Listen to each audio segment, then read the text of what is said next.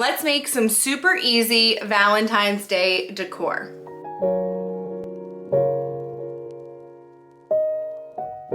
Hi, and welcome to my craft room. My name is Kelsey. I also go by Dinosaur Mama, and today we are starting out the new year with some super simple Valentine's Day decor. To make these, all you're going to need is some paper, a cutting machine like a trimmer, or a pair of scissors. You don't need a Cricut or Silhouette, anything like that.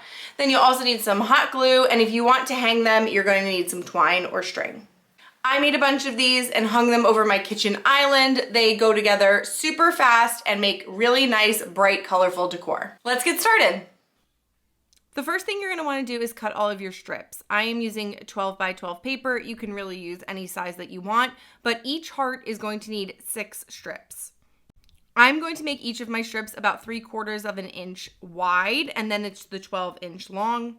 And I'm going to cut out 6 of these. I actually cut out more because each of my heart garland hanging things, I don't know really what to call them, have 2 hearts on them. One's a little bit bigger at the bottom and one's smaller at the top. So I ended up cutting out 12 for each type of paper that I used.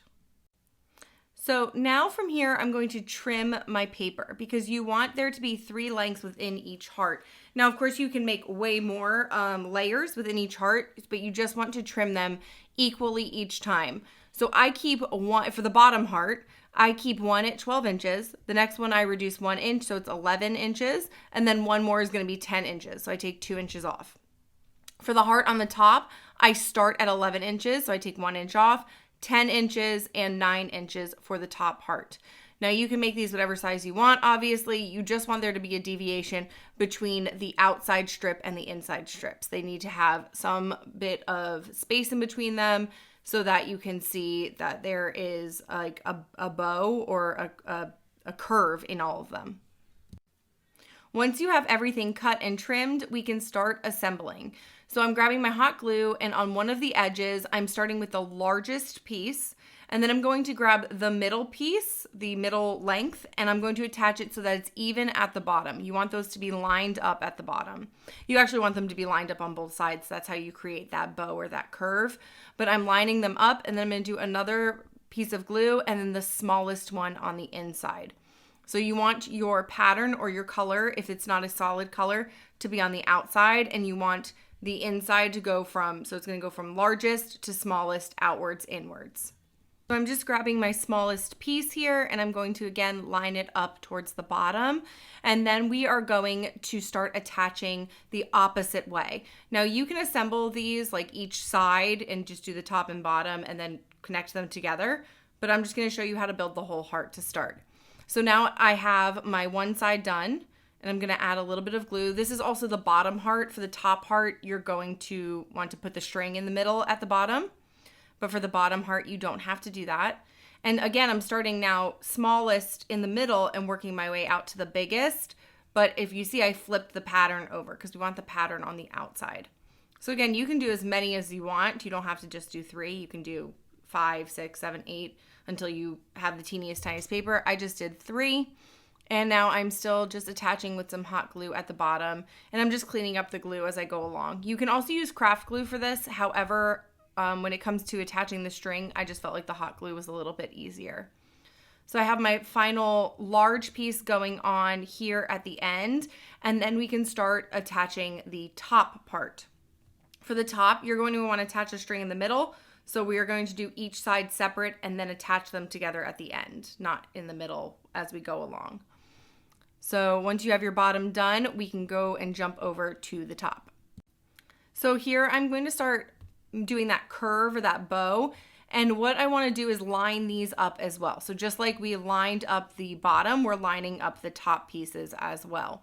So the edge should all be even, or as even as you can get it for all of these pieces. And again, we're working in that same order. Obviously, it would be a little difficult to put them out of order now, but I'm just allowing the glue to dry, and then I'm going to do the next layer. And then we're going to also do the same thing to the other side.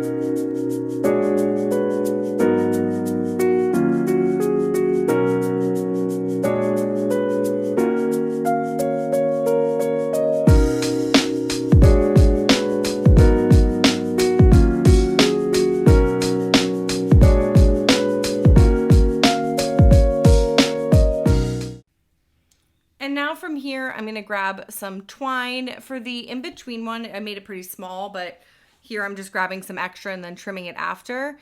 And we're going to fold these into each other to make a heart. And we're gonna add some hot glue in the middle and attach our twine in. Try to get this as close to the center as possible, since if you have it on one edge or the other, it's gonna kind of pull up on that center piece towards the middle. And so we wanna keep it as even as possible. However, when you hang it, the weight kind of does play a little bit in there with gravity. It ends up sitting really nicely, but just try to get it as close to the middle as you possibly can. And you'll see I did about an inch down to really give it a nice heart shape. You can go down further if you'd like, but my main goal was just to keep that string as close in the middle and really nicely tucked in there. So now we're moving on to our second heart. I'm going to trim the twine in between, but you can keep this as long or as short as you want if you're adding multiple hearts on to your garland. And so I'm just going to trim that up, and then I'm going to start on my second heart. Now the only difference here is you're going to want to add that string into the middle. So when you're going to attach the two bottom pieces or build it, you're going to want to sandwich that string into the middle. So let's jump over to that part. So I have both sides built here, so 3 on each side. You'll see I even started the top on this one.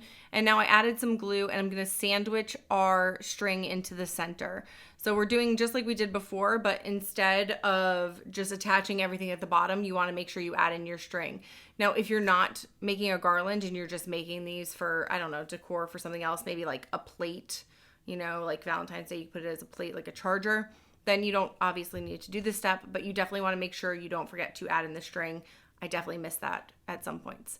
After you're done adding in the string, you can go back to normal, lining up those top pieces and then adding in the string to the top, just like we did before.